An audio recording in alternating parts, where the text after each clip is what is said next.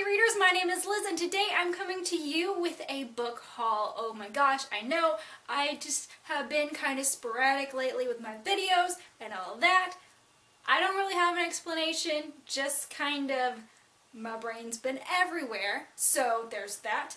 But I have been slacking on reading, so I don't feel like I have a lot to talk about currently other than the books that I have accumulated in February and March. A book that I received for review from Penguin Teen is by Rudy Sepetys, and this is Salt to the Sea, and I have heard nothing but amazing things about this book, and it comes from the perspective of these refugees from the Soviet, and it's before/during World War II, and so that is not a side that you hear very often, so I've gotten like 18 pages into it, and oh my gosh, crazy, good,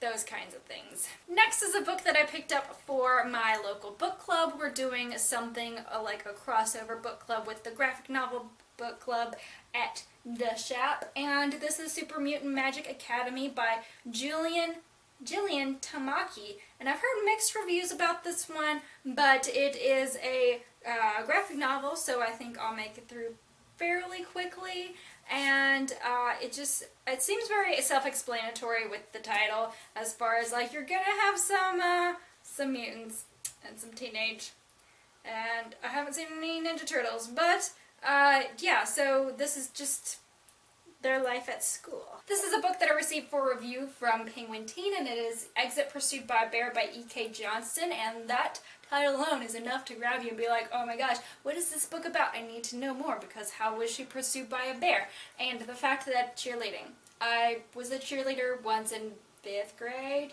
Yeah. I'm thinking that this book is going to be a little bit on the darker side, definitely, because of the fact that in like the second paragraph of this, it's like, oh my gosh, she's going to be a totally different person, but then someone put something in her drink at a party, and in an instant she finds herself wearing new labels, one she never imagined: victim, survivor, that raped girl. Even though this was never the future she imagined, the one essential thing remains unchanged. Hermione can still call herself Polly, Oliver's best friend, and that may be the truest label of them all.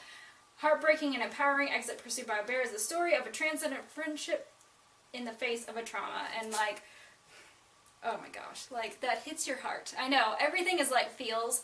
That is heavy stuff, but I like the fact that there is like female friendship in there in like the center of it all. A book that I picked up at Little Shop of Stories in Decatur, Georgia is Black Hearts by Nicole Casterman, and I met her a few months back, probably like sometime last year, at a book event, and she was like, I'm publishing a book, and all my friends in our book club were like, we want to be there because we're supportive of YA authors that come to Atlanta, and so, or in Atlanta, and so this was that book, and this is, she described it as like pre-Pirates, so it's like the story of, well, it's the story of this girl, but it also involves Blackbeard before he's Blackbeard, and some other characters as well, so exciting. I know, I've read a couple of books this month that have been having to do with ships, so stay tuned for the rest of those. Book that I received for review from Penguin Teen is Love That Split the World by Emily Henry, and I've heard amazing things about this one, and this is her debut novel, and it's kind of like Friday Night Lights meets Time Traveler's Wife, blah blah blah.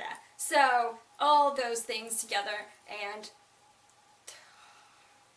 this is actually an adult book that Penguin was like, oh my gosh, you like funny things, why not give you a book that has a squirrel on the cover? And they told me about it, and I can't remember what media things that they combined, and were like, if you like this thing and this thing, you will like this. I think that it involved like Arrested Development or something like that, like something crazy like that, but this is The Portable Veblen by Elizabeth Mackenzie, and again, adult, but I think that it would be pretty funny crossover kind of stuff. And now we have Complicity by Stephanie Kuhn, and I received this for review from St. Martin's Griffin, and this seems to have to do with like teenagers and the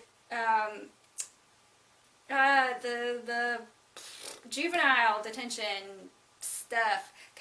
What are words right now? I don't know. But basically, it's about these two girls who have been in the system, and now they're coming out of it and having to come to terms with things, and it seems like it'd be pretty freaking awesome. It's supposed to be a psychological thriller. That'll be exciting. Next we have The Square Root of Summer by Harriet Ruder Hapgood, and I received this for review from Macmillan, and they always have like some, like all these publishers have really good like contemporary YA, but like Macmillan like is like top of the heap for me half the time, so there we have that. But this seems to be about math, and of course you gotta have a cute boy and love and stuff. Oh no, it's the last summer when her grandfather died, and she soon fell in love with Jason, and her childhood best friend moved to Canada, leaving her with scar and black hole in her memory. Again with the feels, like this is gonna be like the summer or spring that I read like all of my feelings, and then I'm gonna have to read something that just has like war or something. I don't know. The next book that I have for review from Macmillan is Flawed by Cecilia Ahern, and you've probably seen this around the internet. I think they're hyping it quite a good bit. Seems to be kind of, yes, like a dystopian-ish novel. So, like the main character's greatest fear is to be labeled as flawed, and it's like, what if this happens? What if people find out? Blah, blah, blah, blah, blah, blah. You gotta have that in dystopian. She's gotta have something weird about her that gets her cast out or whatever, so that she can have all the strife and trials and tribulation that she needs to have to be a grown person or something.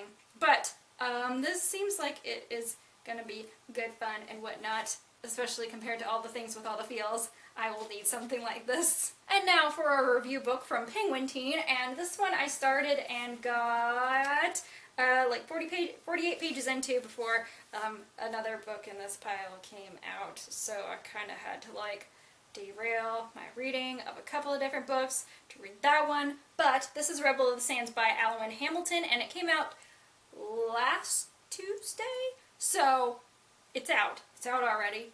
I got the art just because it's a review copy, guys. Don't get jealous. But this is like, just seriously, if you were riding the wave of like feminist YA, all this like in the Middle East, you gotta pick up this book. Like if you are loving, what is it, Wrath in the Dawn and like these, what is it? This seems like it'd be along the same lines if you like the whole like books set in the Middle East and there's a girl who has to like be the one to do all the crazy things to be a hero and whatnot. But this is, again, set in the Middle East. It's about a girl who, at the beginning of the book, which really like hooks you into everything, she is pretending to be a boy, and she goes and to this like bar thing, and there they are having a sharpshooting contest, and so she gets involved in that and almost gets herself killed at the beginning of the book. Real special. But then she goes home and she has to deal with all the literal BS that her family is, because they're terrible to her. But I am really enjoying this so far, so if you like those kinds of books, I do. I do. This is a book that I just finished, and I can't review it until April, because I'm terrible at reading things on time. But this is The Glittering Court by Rochelle Mead, and she is the author of Vampire Academy and some other thing, Bloodlines, Soundless, probably a couple other books out there, but those are some of her more popular ones, and I wasn't I knew to expect good things and whatnot. I had not read the Vampire Academy books or Bloodlines, but I jumped into this thinking, it's gonna be a pretty good book, it's gonna be good, and it was super solid. Like, yes, if you need a book that is like dependable kind of author person, I would go for Rochelle Mead, because even though this is the first book that I read from her, it was just like solidly so good. It's about this girl who is rich, and she knows that her life is not going very well because of the fact that her family is now not so rich, and her parents have died and all this crazy stuff has happened, and her grandmother's trying to marry her off, and she's like, I'm not having it. So one of her maids is actually being recruited by this thing called the Glittering Court, and it will teach these maids to become women who will be married off to rich men, and they will actually have the choice of who they're going to marry. They have to go and be a part of these balls and the ball season and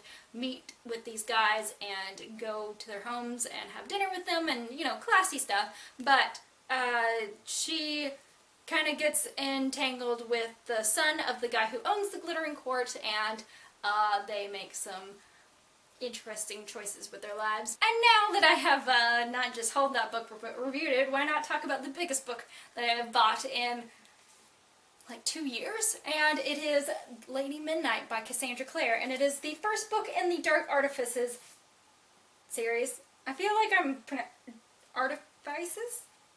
Artifices sounds wrong, but let's just say that that's it, and it's beautiful. I got this one from Books A Million, and I know that there are other versions, and I feel kind of like, come on, publisher, let us all have the goodies, at least with the cover, because this one just has nothing, and there are other ones that have like maps and different stuff and posters, and I'm like, I want the things. I want them all. But I am loving it so far. I am 226 pages into it, so a good third-ish of the way through, and enjoying it so far. It is like 5 years later after the Moral Instruments series ends, and so you get a little gap, and you get a little like into not just like not too much, because these characters are not from that series. You don't have to have them catch up with stuff. Like, they kind of mention stuff from the Dark War, the Cold, whatever the war was in the Moral Instruments, so you get like their viewpoint of it, because these kids were like 5 years younger and all this other stuff. So now they're like 17, and I feel like in my just reading them they felt like they were 15. I don't know why, but so far so good, and yes, I'm enjoying it. And these covers, how does she get such great covers? And they're consistently amazing. Even like the recoverings are really good. So, and like, how many times have they redone the Mortal Instruments covers, guys? Like 12 times? No, probably like 3 times. Probably twice, but I feel like it's been a lot. And just, yes, all the things. Thank you guys so much for watching this haul. I greatly appreciate it if you would like it and share it with all of your friends, because you're amazing and wonderful. And let me know in the comments below, what are you reading this month? What are you looking forward to reading in the next month? Let me know in the comments, and I hope to see you guys soon. Have a great day and keep reading.